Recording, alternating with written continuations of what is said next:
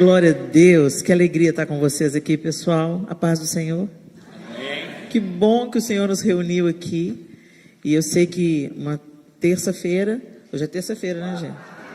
Hoje é quarta, Jesus amado. Amém, Senhor, aleluia. A gente está com a agenda nesse mês de setembro bem intensa, então eu estou meio sem rumo. Mas de qualquer forma, a gente sabe que dia de semana é um desafio, né? Vocês passaram o dia todo atarefados, certamente. E quando você se dispõe, mesmo depois de um dia cansativo, de trabalho, vir à casa do Senhor, nesse culto que já é uma prática da igreja, culto da vitória, né? Glória a Deus. Que bom que você veio. Teve vitória sobre o seu cansaço. Vitória, porque às vezes o corpo da gente prefere ficar quietinho em casa. Mas se a gente quer receber o que a gente nunca recebeu, a gente precisa começar a fazer o que a gente nunca fez, né? Então, glória a Deus pela disposição de cada um e que o Senhor fale conosco nessa noite. Amém? Nós trazemos um abraço do nosso pastor Márcio Valadão, da Igreja Batista da Lagoinha, em Belo Horizonte. Saudamos a igreja que se reúne aqui nessa cidade. E que bom que você, mesmo congregando em outra parte do corpo de Cristo, você veio se juntar a nós nessa noite. Amém? Que o Senhor faça o que só Ele faz, que Ele fale de um jeito particular. A palavra do Senhor tem esse poder. É a mesma palavra, mas ela vai alcançar cada um de nós aqui nessa noite, na sua peculiaridade, na sua necessidade, e vai falar e transformar a gente do jeito que Ele quer transformar. Amém? Sem mais delongas, eu queria que você abrisse a sua Bíblia comigo, no Evangelho de Atos, o livro de Atos 4, Atos dos Apóstolos, capítulo 4, e nós vamos ler o restante do capítulo 4 de Atos e vamos para o capítulo 5 também, ok? Então vai ser uma leitura um pouquinho longa, mas graças a Deus, porque a palavra do Senhor é maravilhosa e é ela que não pode faltar na mesa do banquete. Atos 4, a partir do verso 32, eu vou usar a versão NVI, a nova versão internacional, ok? A partir do verso 32, o livro de Atos, a partir do capítulo 4, diz assim: da multidão dos que creram, uma era a mente e o coração. Ninguém considerava unicamente sua coisa alguma que possuísse, mas compartilhavam tudo o que tinham. Com grande poder, os apóstolos continuavam a testemunhar da ressurreição do Senhor Jesus, e grandiosa graça estava sobre todos eles. Pois os que possuíam terras ou casas, as vendiam, traziam o dinheiro da venda e colocavam aos pés dos apóstolos, que o distribuíam segundo a necessidade de cada um. José, um levita de Chipre, a quem os apóstolos deram o nome de Barnabé, que significa encorajador, vendeu um campo que possuía, trouxe o dinheiro e o colocou aos pés dos apóstolos. Um homem chamado Ananias, com Safira, sua mulher, também vendeu uma propriedade. Ele reteve parte do dinheiro para si, e sabendo disso, também sua mulher. E o restante levou e colocou aos pés dos apóstolos. Então perguntou Pedro: Ananias, como você permitiu que Satanás enchesse o seu coração a ponto de você mentir ao Espírito Santo e guardar para você uma parte do dinheiro que recebeu pela propriedade? Ela não pertencia a você? E depois de vendida, o dinheiro não estava em seu poder? O que o levou a pensar em fazer tal coisa? Você não mentiu aos homens, mas sim a Deus. Ouvindo isso, Ananias caiu morto. Grande temor apoderou-se de todos os que ouviram o que tinha acontecido. Então os moços vieram, envolveram seu corpo, levaram-no para fora e o sepultaram. Cerca de 3 horas mais tarde, entrou sua mulher, sem saber o que havia acontecido. Pedro lhe perguntou: diga-me, foi esse o preço que vocês conseguiram pela propriedade? Respondeu ela: sim, foi esse mesmo. Pedro lhe disse: por que vocês entraram em acordo para tentar o Espírito do Senhor? Veja, estão à porta os pés dos que sepultaram o seu marido, e eles a levarão também. naquele mesmo instante, ela caiu morta aos pés dele. Então, os moços entraram e, encontrando-a morta, levaram-na e a sepultaram ao lado de seu marido. E grande temor apoderou-se de toda a igreja e de todos os que ouviram falar desses acontecimentos. Senhor, nós te bendizemos porque a tua palavra é a verdade. E nós te pedimos que o teu Espírito Santo, nessa noite, ilumine a nossa mente, que o nosso coração esteja aberto e receptivo, para que a tua palavra possa nos transformar. E a nossa mente transformada gere novas atitudes, e novas atitudes tragam glória ao teu nome e expansão ao teu reino. Em nome de Jesus. Amém. Quando a gente escuta essa história de Ananias e Safira, e a gente vê essa característica da igreja em Atos, a igreja primitiva estava acabando de nascer, e no capítulo 4 a gente vê a descrição deles sendo revestidos de poder do Espírito Santo. Eles estavam sendo revestidos de poder do alto para testemunharem Jesus. Mas recebereis poder ao descer sobre vós, capítulo 1 diz, o Espírito Santo, e sereis minhas testemunhas, tanto em Jerusalém como em toda a Judéia e Samaria e até os confins da terra. A igreja estava recebendo a comissão de anunciar, de fazer reverberar a verdade que eles estavam experimentando. O Evangelho de Jesus Cristo estava propondo às pessoas que elas fossem reconciliadas com Deus. Então, vamos dar uma recapitulada naquilo que a gente crê, porque, por incrível que pareça, gente, nos dias de hoje a gente está precisando de cristianizar cristãos. Tem gente que vem para a igreja, saiu, às vezes, do Brasil, e pela carência, pela necessidade de se sentir acolhido ou em família, veio, começou a frequentar uma igreja evangélica, aceitou um convite de salvação, mas não entende plenamente o que aconteceu. Muitas pessoas estão na igreja, elas foram convencidas, mas não convertidas. Então, é preciso a gente lembrar que Deus amou o mundo de tal maneira que Ele deu o seu único Filho, para que todo aquele que nele cresce não perecesse, mas tivesse vida eterna.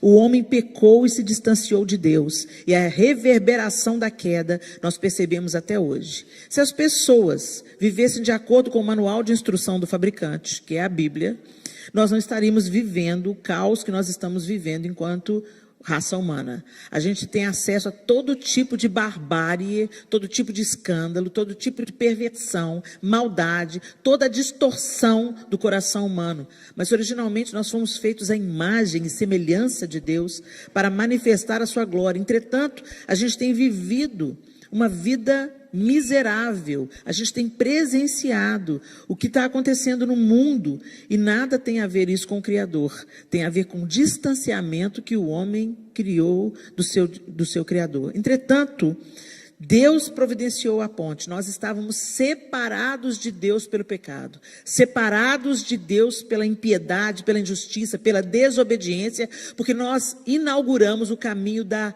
autossuficiência e da independência. Embora essa palavra seja muito gostosa de se ouvir, né? Independência. A gente gosta dessa palavra, a gente quer, ninguém me prendendo, eu não me submeto a ninguém, eu não presto contas a ninguém. Mas, gente, isso não é uma verdade. O amor presta contas. O amor é interdependente. Se eu amo meu marido, eu não vivo a vida louca fazendo o que eu quero da vida. Se eu amo os meus filhos, eu não faço o que, vou sair por aí, vou pegar uma mochila, vou sair no mundo e que os meus filhos se danem. Não, gente. O amor presta contas. O amor é interdependente. A relação de amor não é independente. Porque eu amo, eu dependo. E porque eu amo, eu quero depender. Não tem nada de errado nisso. Mas a gente acreditou no projeto da serpente. E ela continua financiando o seu projeto de poder e de independência e autossuficiência. A serpente chega para a mulher e diz no jardim: como é que é? Você vai morrer? Mas é claro que você não vai morrer. Você vai ser conhecedora do bem e do mal. Você vai ser como Deus. E a gente está tentando ser como Deus até hoje. né?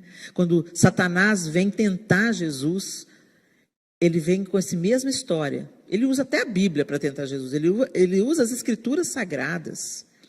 E ele diz, está vendo esse mundo? Eu vou te dar todos os reinos desse mundo, se você prostrado me adorar. Então, esse projeto de independência, de autossuficiência, ele continua latente hoje. Mas o convite de Cristo é: volta para o seu Criador. Volta para debaixo do guarda-chuva e da proteção do seu Deus, que te ama genuinamente e que não vai te abusar como Satanás vai te abusar. Satanás propõe independência e esse caminho é um caminho de morte. Há caminhos que ao homem parece ser bom, mas no final são caminhos de morte. E Jesus vem, nos reconecta com Deus Pai e nos convida a um outro caminho, a uma outra maneira de viver, uma outra mentalidade, livres da escravidão dos nossos desejos, livres da escravidão do nosso pecado, livres da nossa autossuficiência e da nossa independência. Parece um paradoxo, né? Livre da independência? Livre da independência, porque essa independência só está deixando a gente na bagaça, gente, vamos falar a verdade.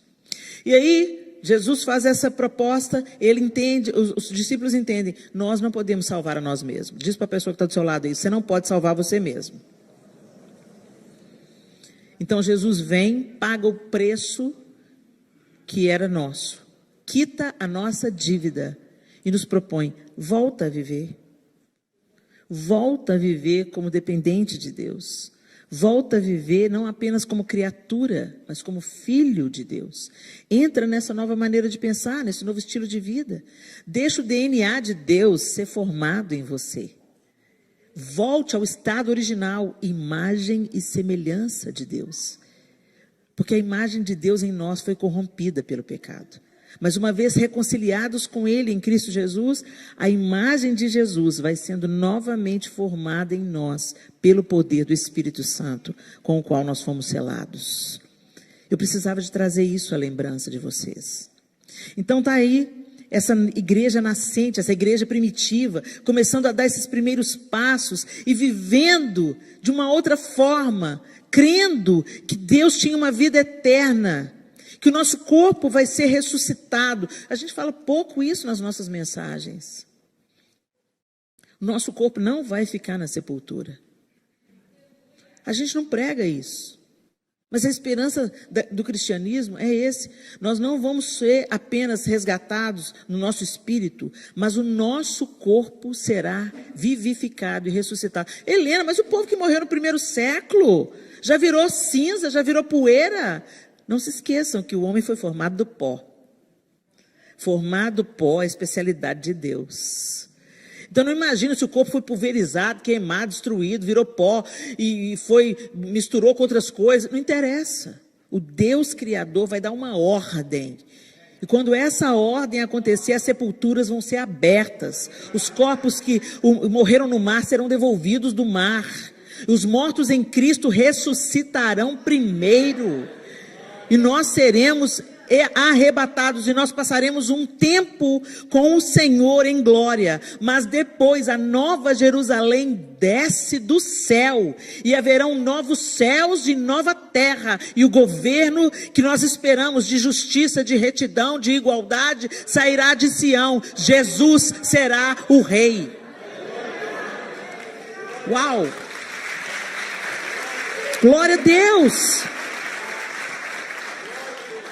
É isso que a fé cristã prega e acredita. E Jesus ressuscita com uma primazia daqueles que serão ressuscitados. E ele chega para Tomé, que parecia uma coisa absurda. Claro que não existe isso, ressurreição de mortos. Essas mulheres estão viajando na maionese, elas estão tão apegadas àquilo que elas perderam, que elas estão imaginando que Jesus ressuscitou. E Jesus vem... E esse corpo glorificado, gente, eu fico viajando na maionese, vai ser um negócio doido demais, porque dá para tocar, mas atravessa a parede. O que vai ser isso? Nem olhos viram, nem ouvidos ouviram, nem jamais penetrou no coração humano, nem Steven Spielberg com sua criatividade dá para imaginar. O criador de Avatar não conseguiria imaginar, não consegue imaginar o que está nos aguardando. Quando a gente se maravilha com os brinquedos da Disney, com os filmes, com as viagens cinematográficas, a gente não tem nem ideia, porque nem passou pelo coração humano o que Deus tem preparado. E é nisso que a gente tem que ter os nossos olhos, é para lá que a gente está caminhando. É algo tão surreal, gente, que a gente não consegue imaginar, porque eu tenho cá para mim uma coisa, sabe, pastor? Isso não é teologia não, tá, gente? Isso é só uma impressão pessoal. Que o pecado nos reduziu a 10% do cérebro. O ser humano só desfruta e só usa 10% da sua capacidade cerebral. E eu tenho uma impressão no meu espírito que foi o Senhor que reduziu a isso. Porque se nós tivemos todo o nosso potencial debaixo do mal, imagina o que seria. Se com 10% a gente está fazendo o estrago que a gente está fazendo, imagina com 100%. Agora o nosso corpo glorificado vai ter 100%. Vocês já pararam para pensar isso, gente? É doido demais. E eu me empolgo de pensar nisso. E eu tenho saudade do céu. E eu quero experimentar isso. Eu quero ver o governo glorioso do Senhor. Eu não sei como é que vai ser o meu corpo glorificado, mas ele vai ser muito melhor do que esse aqui. Agora, por outro lado, não despreze esse aqui não. E cuide bem dele. Porque o Senhor te comprou por inteiro, corpo, alma e espírito. E quando Jesus vem se apresentar para Tomé, era o mesmo corpo. Ele estava com um aspecto diferente, a ponto dos discípulos não reconhecerem de imediato. Mas ele fala, põe a tua mão aqui. Era o mesmo corpo. Mas mais tarde, em Apocalipse, Jesus estava glorificado diante de João. E quando João vê Jesus glorificado, o mesmo Jesus que ele caminhou junto, que ele recostou no peito, o mesmo Jesus, João cai como morto. Já pararam para pensar na glória de Jesus? Os seus cabelos são alvos como a neve, os seus olhos como chamas de fogo. Está vestido com um manto de sangue, como diz a música do... Oh, Jesus foi lindo, Jesus. É nisso que nós cremos, é nisso que nós estamos caminhando. E aquela igreja, ela estava tão impactada, ela estava tão desintoxicada, tão bebezinho, nascendo, que ela não estava contaminada como nós estamos hoje, com tantos interesses particulares, tantas correrias, tantas coisas que a gente hoje, principalmente no Ocidente, a gente vive. A igreja do Oriente, ela é a irmã mais velha. Eles estão morrendo por Jesus. Nós não temos nem ideia do que é isso. Eles estão sendo degolados. E se você já viu alguma degola da igreja copta, eles não estão desesperados, é impressionante. Eles não ficam gritando por clemência. É impressionante. Eles estão prontos para morrer. Eles têm um nível de maturidade diferente da nossa. E essa igreja aqui, ela estava nascendo, bebê, sem intoxicação, sem influência. E aí a gente vê no capítulo 4, eles tinham tudo em comum. Muito doido isso. Eles identificavam as necessidades naquela comunidade. Espera aí, mas eu tenho mais do que uma casa. Eu tenho a minha casa e tenho outra. Eu tenho um lote, eu tenho um terreno. E o fulano está passando necessidade? Não, ele não pode passar. Então vamos vender. E eles deixavam ali, depositavam aos pés dos apóstolos as suas finanças, aquilo que eles tinham, não para os apóstolos, mas para suprimento de todo mundo que estava necessitando, para que houvesse, nenhum se destacasse mais do que o outro, nenhum fosse mais abençoado que o outro, mas todos eles desfrutassem da bênção do Senhor. Pausa para arrumar o cabelo.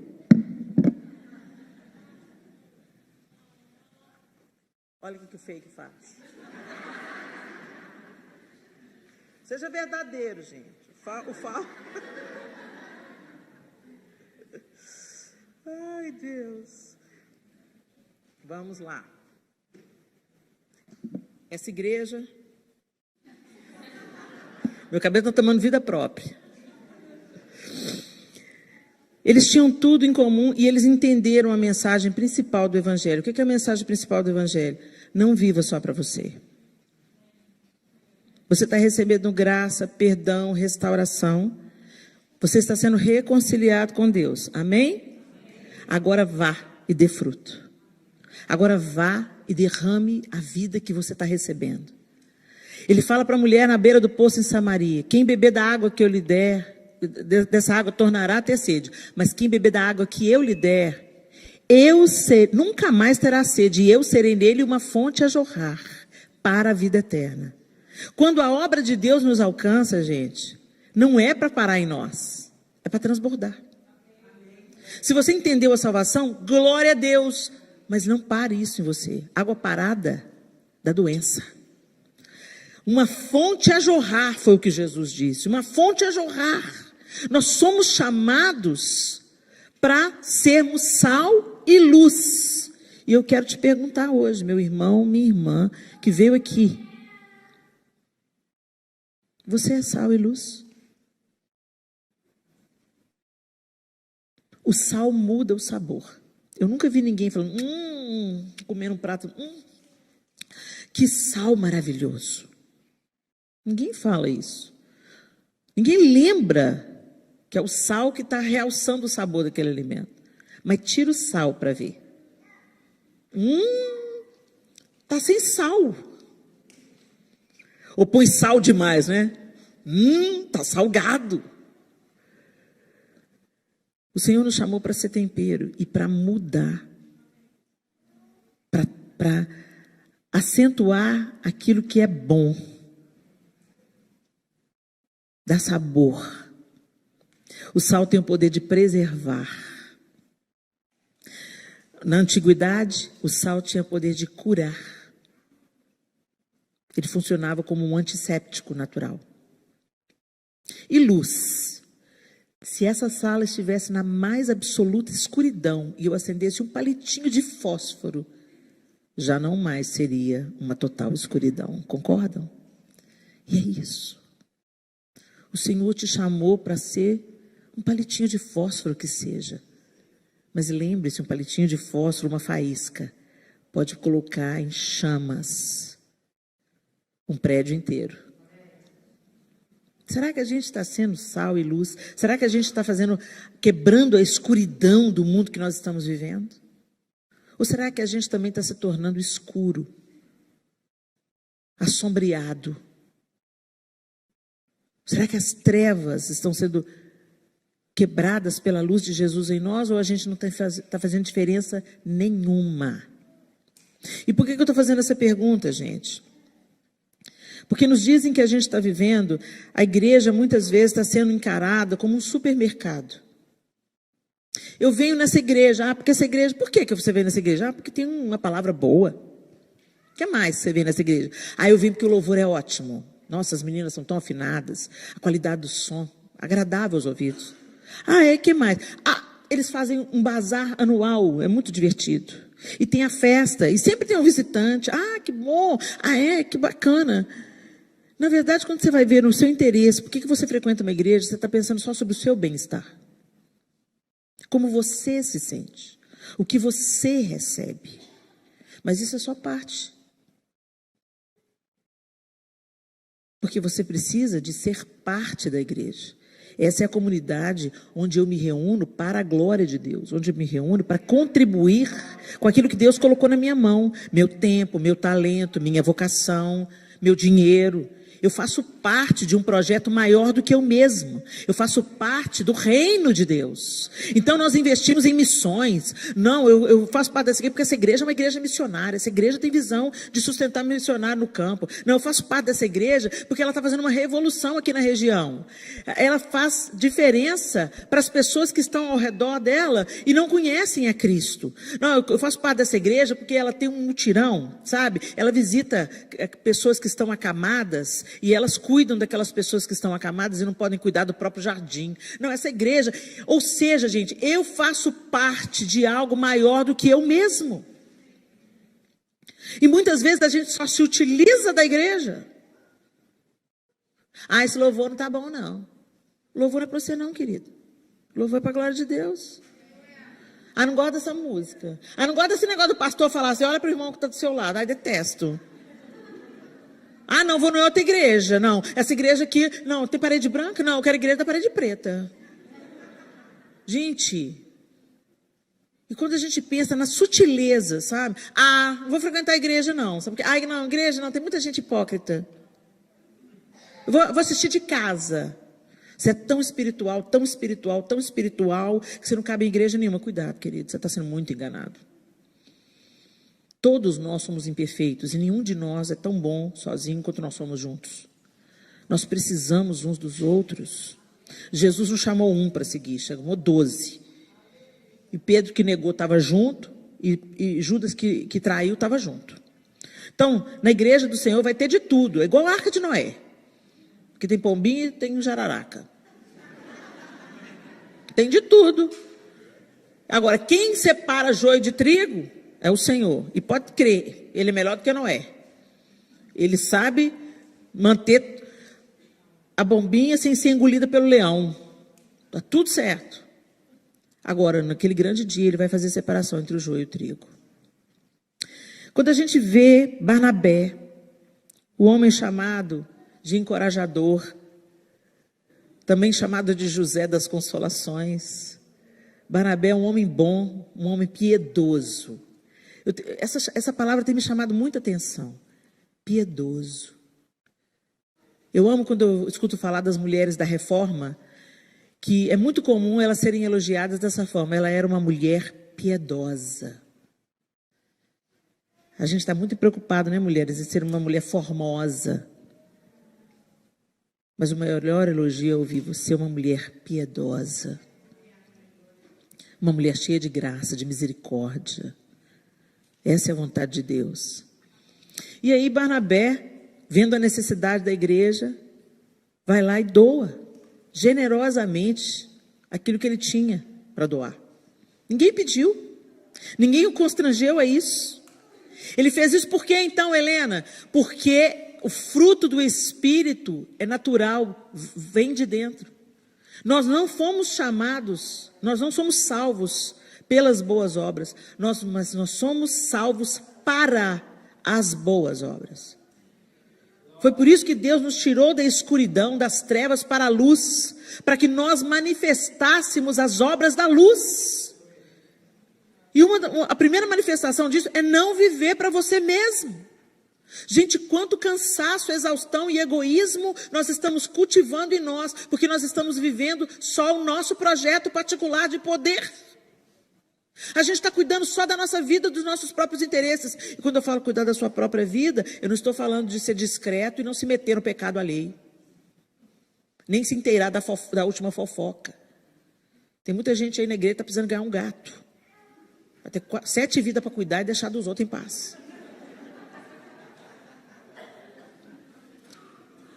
Mas quando eu falo cuidar do outro, é cuidar como suprindo, ouvindo, consolando, levando as cargas uns dos outros, suportando uns aos outros em amor. Quando fala suportar em amor, eu falo, estou suportando fulano, estou aguentando ele. Não, gente, é dando suporte em amor. E aí o que está acontecendo nesse contexto aqui? Barnabé vai lá, doa, é uma bênção, as necessidades vão sendo supridas e Ananias e Safira acha legal. Acha legal e tenta fazer a mesma coisa, mas só que retém parte do ganho. Por que Ananias e Safira fizeram isso? Porque a gente está mais interessado em parecer santo para os outros. A gente está mais interessado em parecer bom para os outros. Mas não é algo que está sendo forjado em nós por causa da consequência natural do nosso novo nascimento. A mangueira, não faz força para dar manga. É da natureza da mangueira produzir mangas. É da natureza do cristianismo a bondade, fruto do Espírito. Bondade. Benignidade é gentileza, é fruto do Espírito. Então Jesus entrou, Ele está me transformando, então eu não consigo mais viver como eu vivia antes. A minha velha natureza está sendo subjugada dia após dia, porque Jesus está sendo formado em mim pelo poder do Espírito. E o fruto começa a naturalmente sair. Então se esse fruto não está saindo, meu irmão, é hora da gente começar a questionar, Senhor, eu nasci de novo? Nossa, Helena, você é forte. Sim, isso é forte, mas é uma pergunta necessária. Jesus não veio fundar uma religião. Jesus veio reatar um relacionamento. E nós estamos vivendo na superficialidade, tratando igrejas como clubes sociais ou supermercados, onde você vem e pega o que te interessa, sai e vai viver a sua vida. Onde a gente separa o santo do profano. A minha vida na igreja e minha vida secular, isso não existe. Esse dualismo não existe. Jesus te comprou por inteiro para você ser dele em qualquer lugar que você pisar. Eu sou dele na igreja, eu sou dele quando eu estou adorando na comunidade, com as minhas mãos erguidas, e eu sou dele quando eu estou trabalhando, quando eu estou atendendo um cliente, quando eu estou faxinando uma casa, quando eu estou andando de bicicleta pelo parque, quando eu estou estudando. Eu sou dele, eu sou uma testemunha viva dele, por onde eu passar, e eu derramo da sua vida. E se isso não está acontecendo, gente, tem algo de muito errado com a gente. Que mau testemunho que nós temos dado. E essa palavra está queimando no meu coração para a igreja do século 21. Muitos eu já ouvi destacando, não, mas a gente não é salvo pelas obras. Mas Tiago diz que a sua fé sem obra é morta. A gente tem a capacidade de ver alguém da nossa igreja passando necessidade. Uma irmã que chegou recentemente, vou usar o contexto de vocês aqui, às vezes veio do Brasil com dívida até o último fio de cabelo, entrou pelo México, essa dificuldade que vocês vivem aqui. Está passando necessidade, ainda não arrumou um emprego, está com criança pequena, e você tem um armário abarrotado de roupa de criança, utensílio doméstico, mas não se move. A comunidade ao redor, aqui o livro de Atos é tão precioso, eu encorajo a leitura. A Bíblia, o livro diz para a gente, conta para a gente, que a igreja que estava acabando de nascer, contava com a simpatia de todo o povo. Aqueles que criam e aqueles que não criam, identificava um povo diferente, um povo servo, um povo feliz, um povo que não se movia só por os próprios interesses, mas que prestava atenção às necessidades ao seu redor. E à medida que eles se comportavam assim, o Senhor ia lhes acrescentando aqueles que haveriam de ser salvos. Como é que nós estamos vivendo nossa cristandade, meus queridos? Será que você está vivendo uma fé egoísta, uma fé autocentrada? Ou quando você faz alguma coisa boa, é para postar no Instagram? Mais ou menos é isso que está acontecendo aqui. Ananias e Safira acharam bacana o que Barnabé fez, quiseram ficar bem na fita também. Falaram, olha como nós somos misericordiosos, olha como é que nós somos generosos. Como não tinha Instagram, eles entregaram para os apóstolos suas doações, aos pés dos apóstolos, para todo mundo ver. Mas Pedro tem o Espírito de Deus, né? E Pedro tinha o Espírito de Deus, olhou para eles e falou assim, está tudo aqui? Se ele falasse assim, não está não, eu estou com parte porque eu preciso do dinheiro. Tudo bem. Como o próprio apóstolo Pedro falou, escuta, o dinheiro é seu, o lote é seu, ninguém aqui está te pedindo não.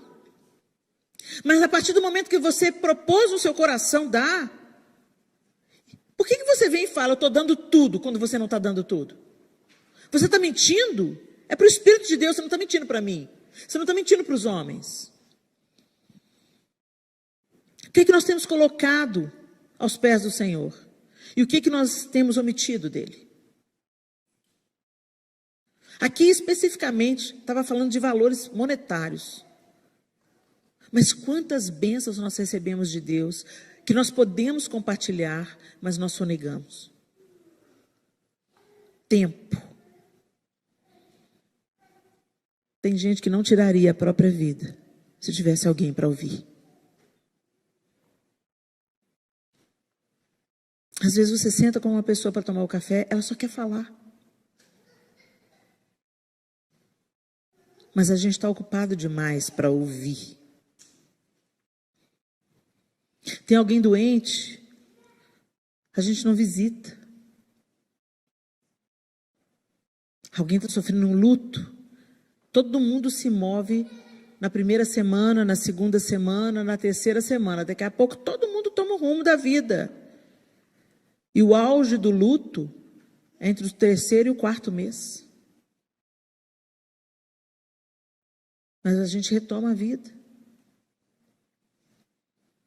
Mas quando tem um acontecimento, um bazar beneficente, a gente gosta. Quando a gente vai entregar o sopão, não sei se vocês fazem isso aqui, mas no Brasil se faz muito. Vão levar o sopão para debaixo da ponte. Aí todo mundo posta.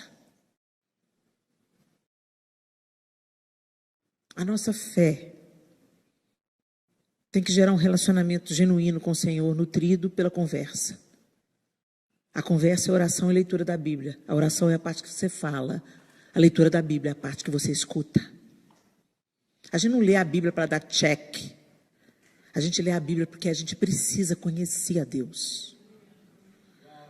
E quando eu faço uma pesquisa nas igrejas, me deixa estarrecida. Crentes que nunca leram a Bíblia inteira. Tem gente que fica ali no livro de Provérbios, Salmos, Salmos e Provérbios, e tá bem. Lê os 4 evangelhos, Mateus, Marcos, Lucas e João, beleza. Quando começa a ler Atos, vou matar Mateus de novo. Mateus, Marcos, Lucas e João. Outros leem só Apocalipse. Toda a Escritura é a palavra de Deus. E toda a Escritura é uma ferramenta poderosa para te ensinar, para te exortar, para te consolar, para te corrigir, para te inflamar e para te encher de esperança. Mas a gente come só as partes que interessam. Por isso a gente fica subnutrido. E o nosso relacionamento com Deus fica raso. E quando esse relacionamento com Deus fica raso, você começa a ficar ressentido com Deus. Mas Deus não é justo. Mas Deus não é bom. Mas Deus é bom, está permitindo que eu passe isso. Se você lesse a Bíblia toda, você ia entender melhor o caráter de Deus. E quando você atravessasse as suas questões, você ia entender, sim, o Senhor agiu assim nessa situação. Sim, foi assim também que Deus fez com Davi. Sim, eu estou entendendo porque que Deus está permitindo um Saul na minha vida. Deus está me treinando, Deus está me tratando. Oh, glória a Deus. A gente vai identificando, o povo de Israel, o povo obstinado, o povo desobediente, o povo que não creu. Se eu entrar nessa, se eu ficar igual esse povo, vou zanzar pelo deserto também 40 anos. A gente vai aprendendo sobre o caráter de Deus, como Ele age, como Ele pensa. Deus não mudou, o Deus do Antigo Testamento não mudou. Nossa, mas Ele é muito rígido. Pois é, esse Deus rígido não poupou o próprio Filho dele para que você tivesse acesso à casa dele de novo. Mas a gente tem que entender que a paternidade de Deus é completa e a gente tem que aceitar a paternidade completa. O pai completo, ele não só dá carinho, não. Não dá só provisão, não. Ele não anda empurrando você, te encorajando a deixar as rodinhas da bicicleta só, não. Ele não só fica do seu lado quando você fica doente, não. Ele faz isso tudo e ele também te dá limite. Ele também te corrige. Ele também te fala não. Para treinar o seu caráter, para fazer você crescer um homem e uma mulher que respeita o outro. Que não pense só em você. Que respeita a coletividade. Que respeita os mais velhos e honra os pais. Se nós que somos maus fazemos isso com os nossos filhos, imagina o nosso Pai Celestial perfeito. A Bíblia diz que Ele corrige o filho a quem Ele ama e açoita a todo aquele a que Ele quer bem. Mas a gente está pegando o padrão desse mundo e falando assim, mas Deus quer me ver feliz, Helena. A felicidade bíblica nada tem a ver com a felicidade que a gente chama de felicidade. Bem-aventurado significa aquele que atinge os seus fins, cumpre os seus propósitos e floresce. Florescer vem só como resultado. Feliz quem teme ao Senhor e anda nos seus caminhos. Do trabalho de suas mãos comerás, feliz serás e tudo te irá bem. Consequência, quem teme ao Senhor e anda nos seus caminhos. Essa ideia de que Jesus, o Senhor quer me ver feliz, essa parte eu não encontrei na Bíblia, não. O Senhor quer te ver santo. A felicidade vem como uma consequência, o florescimento vem como uma consequência. Se alguém quer viver dias felizes, refreie a sua língua do mal. Olha a palavra aí. Às vezes a gente está vivendo uma vida infeliz, não é por causa do diabo, não. É porque nós não caminhamos em obediência ao Senhor. Ananias apresenta diante de Pedro o que sobrou. Ele reteve parte. Não teria problema nenhum. Só dele estar dando já era uma generosidade.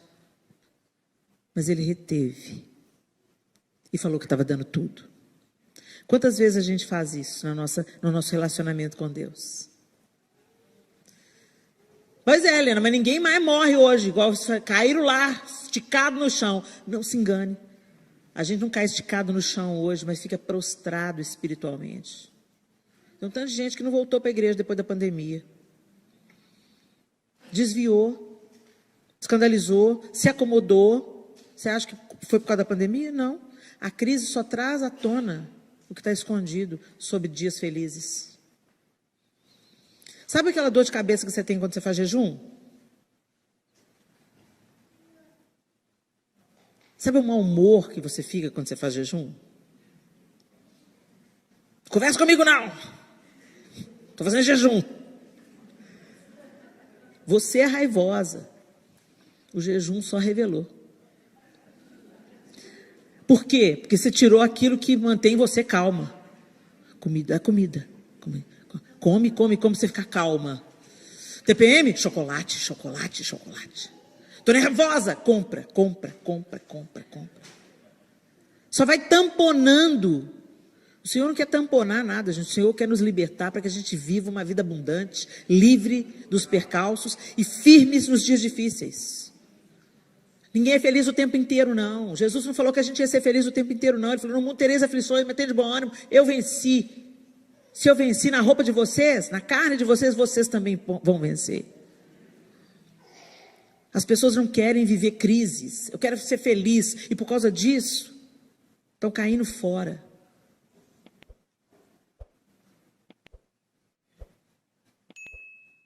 Inverno chega.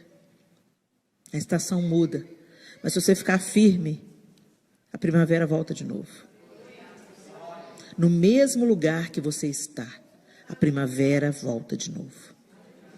Não tenta fugir para a Flórida, não. Porque lá faz mais calor, mas também tem alligator. Tem gente que está abrindo mão de um casamento para entrar em outro. Só vai mudar de problema, meu irmão. Reforma esse aí mesmo que você está. Clama, chama o Senhor. Ele projetou o casamento, o projeto é dele. Fala, Senhor, vem aqui, põe a mão no meu casamento. O Senhor começou tudo transformando a água em vinho lá em Caná da Galileia. Senhor, põe aqui essa água suja que está no meu casamento, transforma em vinho da melhor qualidade, Deus. Vem aqui, Senhor, me alcança aqui, Senhor, me muda primeiro. Sabe, a gente fica pedindo, muda ele. Muda ela. Não, começa não, me muda, Senhor. Porque se você mudar já é 50%. Oh, glória.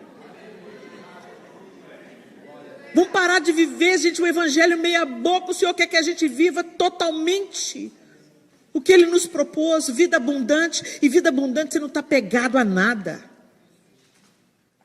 Você está aqui para receber de Deus e deixar Ele prover, cuidar de você e transbordar através de você. Em todas as áreas da sua vida.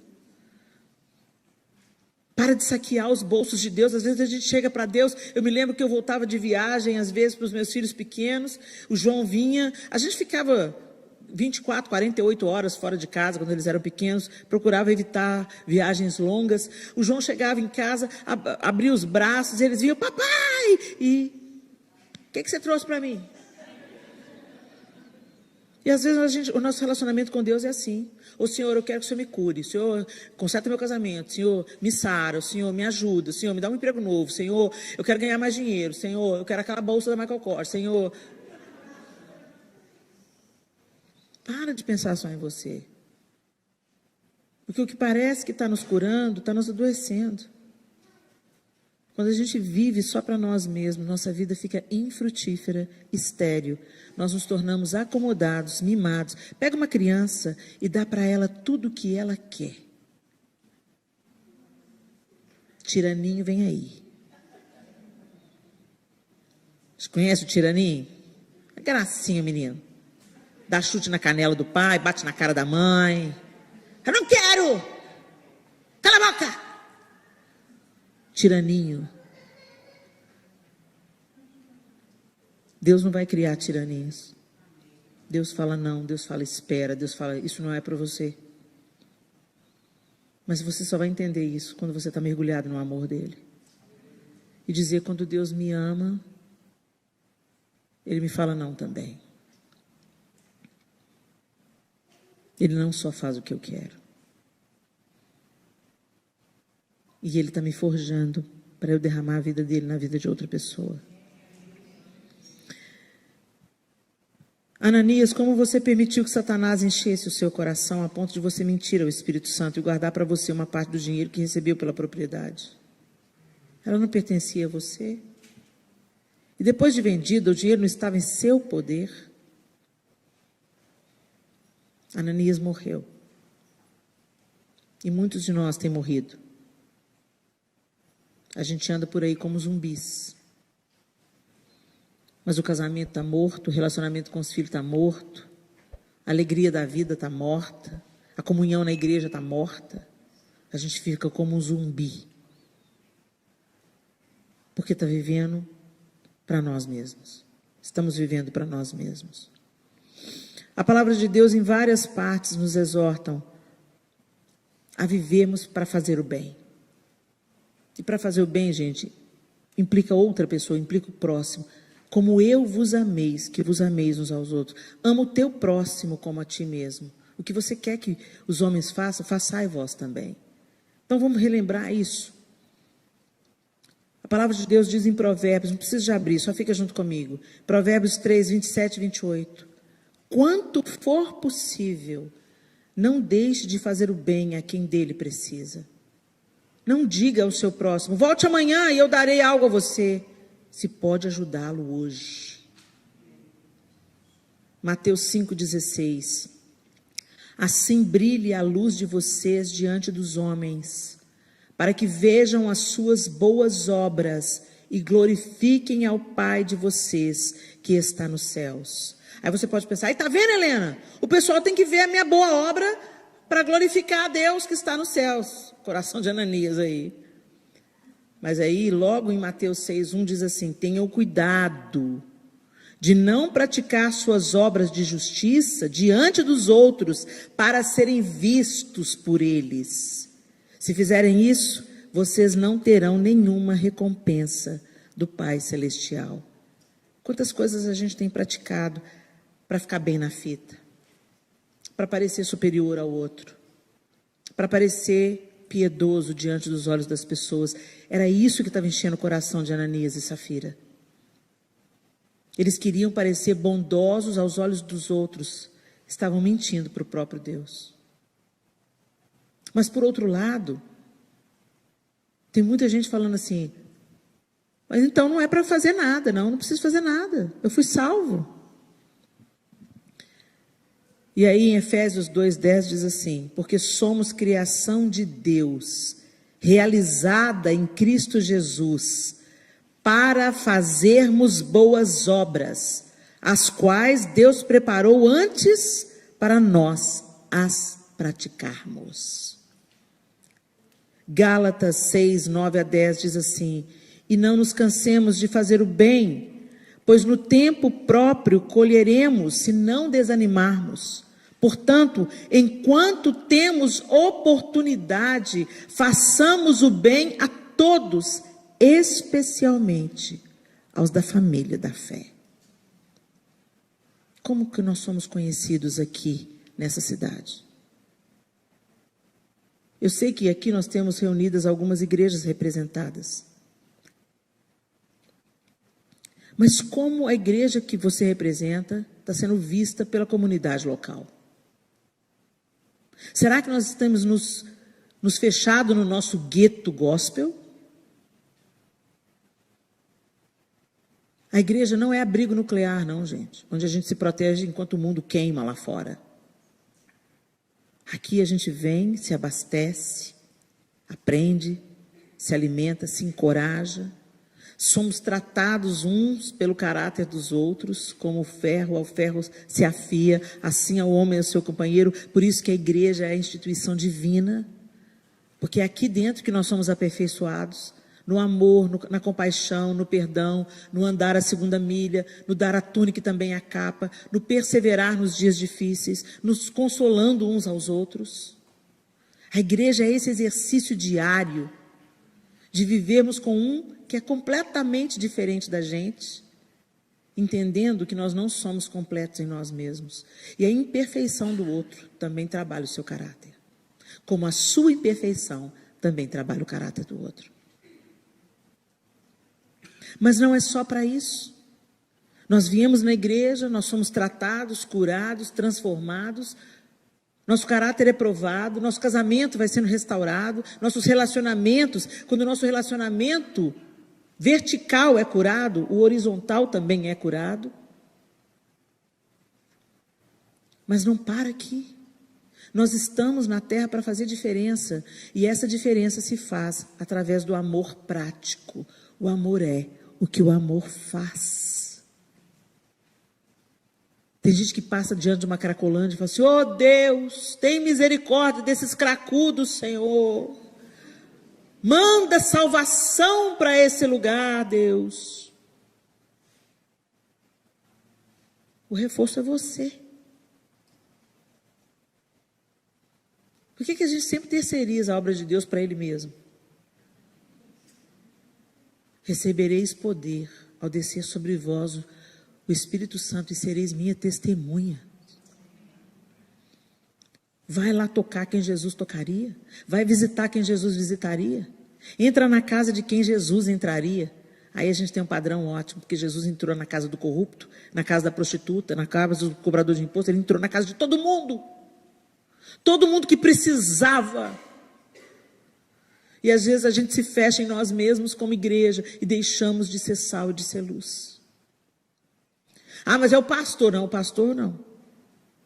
O pastor não. Por que a gente transfere tudo para o pastor? Por isso que tem uns aí tirando a própria vida até. Você vê uma pessoa entrando por aquela porta, vê que ela entrou, nunca esteve na igreja, está com o semblante caído, observa, você enxerga isso, e você fica observando, quem é que vai chegar perto? Cadê os introdutores? Cadê o diácono? Que luta, a pessoa entrou na igreja, ninguém veio receber. Oh, meu Deus. Aí o pastor vem, dá uma palavra, aí a pessoa faz apelo para a salvação, a pessoa fica titubeante, vai, não vai, você está vendo, gente, misericórdia, ninguém vem pôr a mão no ombro da pessoa, aí vai precisar só de um abraço. Que luta, que igreja seca.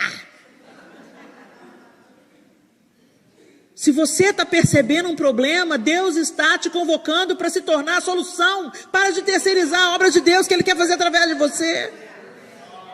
Nossa igreja não tem um trabalho missionário, a gente tem que ter um... Começa você, minha linda, pastor. Vamos. Aqui, ó, tem uma pessoa lá no Níger, a Jéssica Delinos, ela cuida de crianças em situação de fome. Vamos levantar uma oferta missionária todo mês para mandar para ela?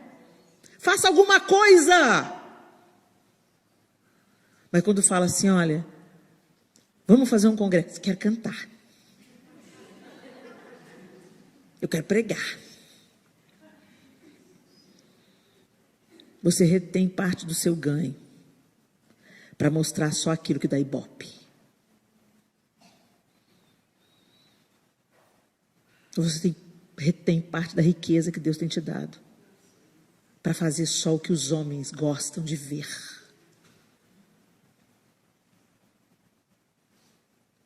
A gente precisa de perceber mais as pessoas ao nosso redor. Eu me lembro um dia que o João Lúcio chegou em casa devastado, muito triste. E eu quis saber dele o que estava acontecendo. Ele falou assim: Helena, uma colega de trabalho tirou a própria vida. Eu levei aquele susto. Disse, misericórdia, João. Eu estou chocado, Helena. Porque ninguém percebia que ela tinha problema. Ela era uma pessoa quieta, calada, mais na dela, mas Ninguém imaginaria ela tirar a própria vida. Mas, gente, nós temos o Espírito Santo. E a grande dor do João foi: por que eu não percebi? Como que eu não notei? O diabo não quer te levar para o pecado, não. Ele quer te manter indiferente. Ele quer te manter dentro da igreja, alheio ao que Deus quer fazer através de você. Omisso, opaco, egoísta e autocentrado.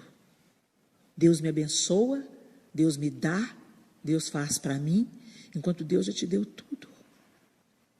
Deus te deu saúde, Deus te deu vida. Você acordou hoje? Porque Deus ainda tem um propósito. Ele te dá fôlego de vida todo dia.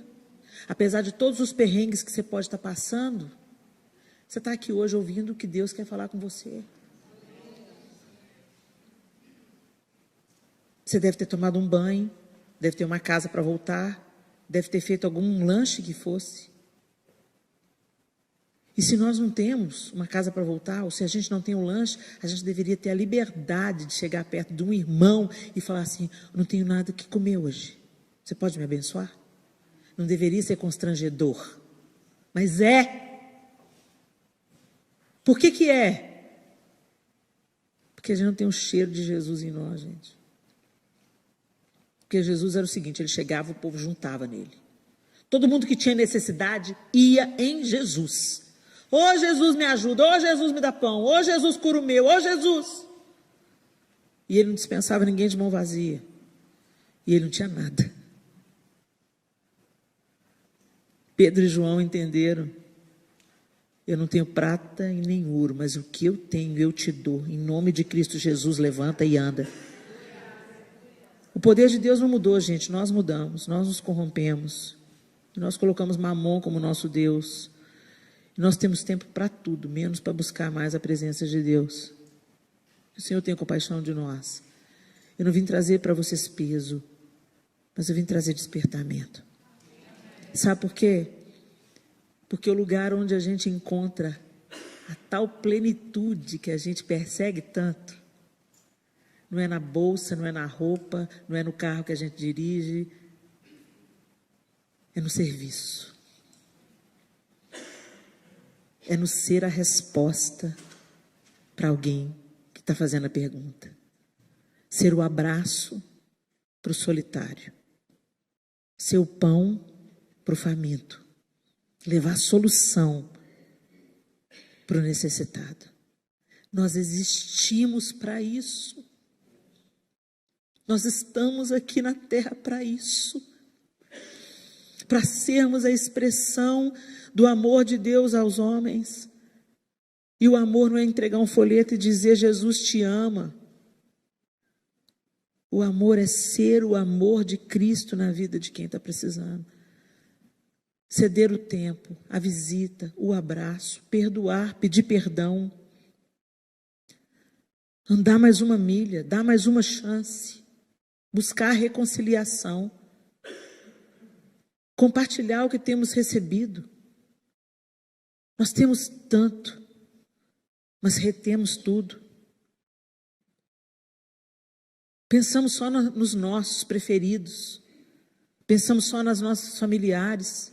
E, enquanto tem gente da família da fé passando a míngua. Aqui e no mundo.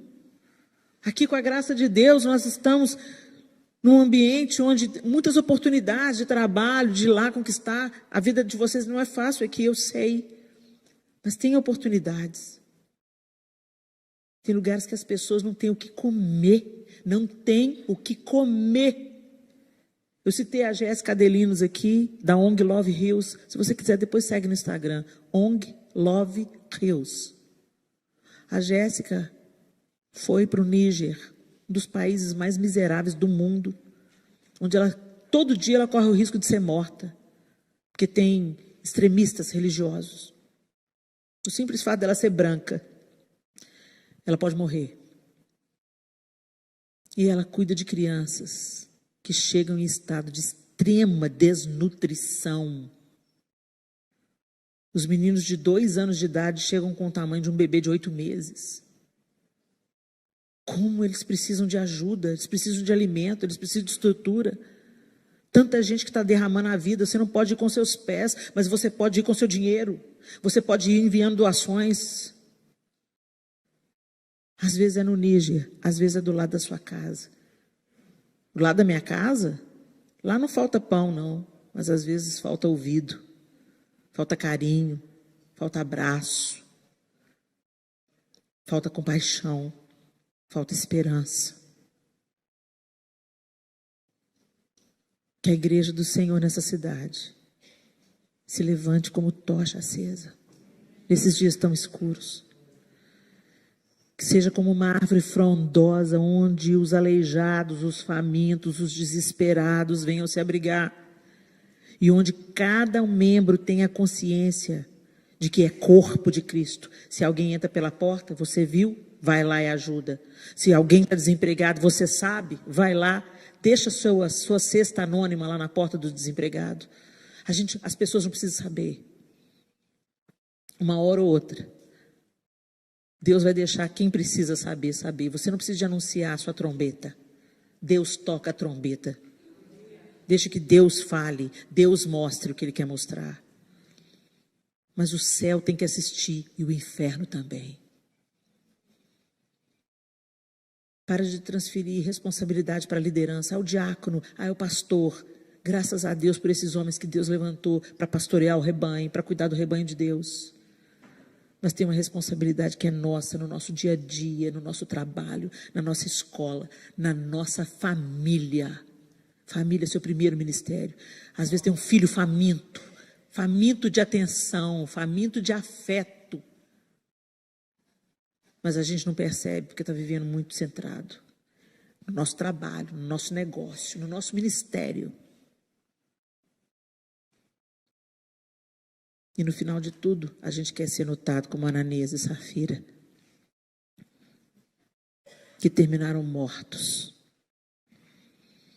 Que você não retenha nada. Que você se dê como Barnabé. A gente vê ele aqui depositando seu dinheiro, depois a gente vê ele se juntando a Paulo e percorrendo tantas cidades para anunciar o Evangelho. Dê a sua vida, dê o seu tempo, dê o seu amor. Faça com os outros o que você gostaria de receber. Que o Senhor abra os nossos olhos, os nossos ouvidos, nos liberte do egoísmo, da egolatria. Nessa cultura que nós vivemos, ocidental, nós caminhamos motivados pelas nossas conquistas pessoais. Que você seja motivado para viver uma vida que glorifique a Deus, sem reter nada, deixando tudo aos pés do Senhor, tudo aquilo que Ele tem te dado. E nada vai te faltar, porque o Senhor cuida de nós. Você dá tempo, sempre vai ter alguém para ter tempo para você. Você dá ouvido, no seu dia mal, alguém vai te ouvir. O que a gente planta, a gente colhe. Feche os seus olhos. Eu queria que você fizesse uma autoanálise e uma autorreflexão de como você está vivendo a sua vida cristã. Não só aqui na igreja, porque a gente servir na igreja é uma coisa quase que automática, né? A gente se sente inclinado a isso. É tão gostoso.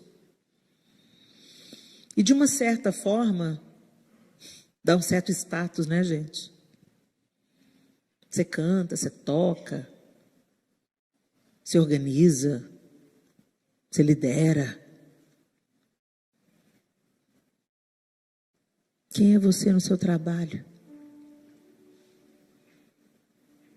Quem é você na sua casa? Ser uma bênção na igreja é fácil.